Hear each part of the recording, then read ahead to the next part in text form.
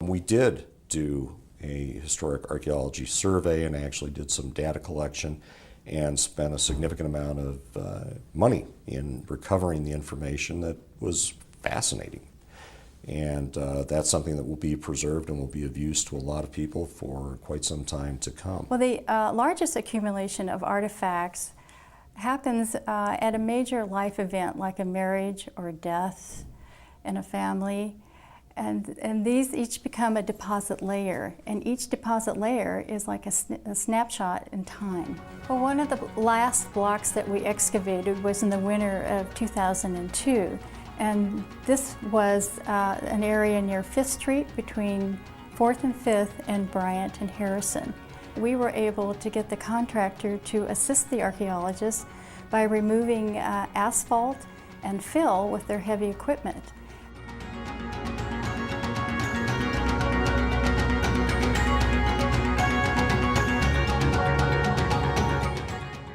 And we excavated 2 privies there that were associated with a duplex.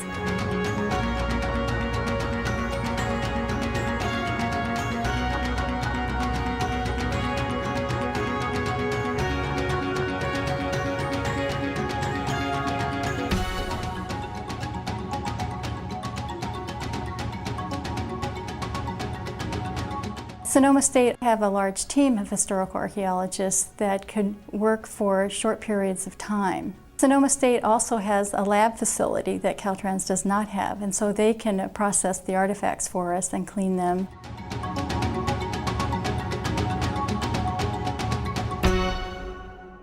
Well, the West Approach project for me personally is just a great opportunity.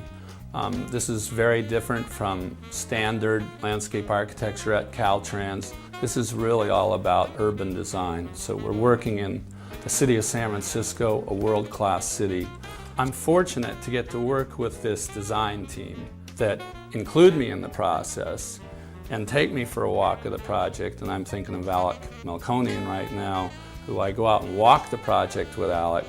And he says, Clive, what do you think? Where can we, what do we need to do here? So the concept was to simply refer to the experience that people were going to see as they approached the bridge. And it was to design this depiction of the west spans on this wall.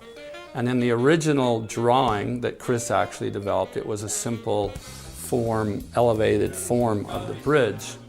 And in fact, he came up with that, and I took it from there and said, instead of just producing a literal restatement of the design, we took the different pieces of the wall and formed them into this abstract collage of the elements of the west span that tend to overlap each other. So I think it's going to be somewhat provocative. People won't read it immediately. They may have to look at it a second time. But I'm very pleased with the way the design came out. We're looking at dog parks.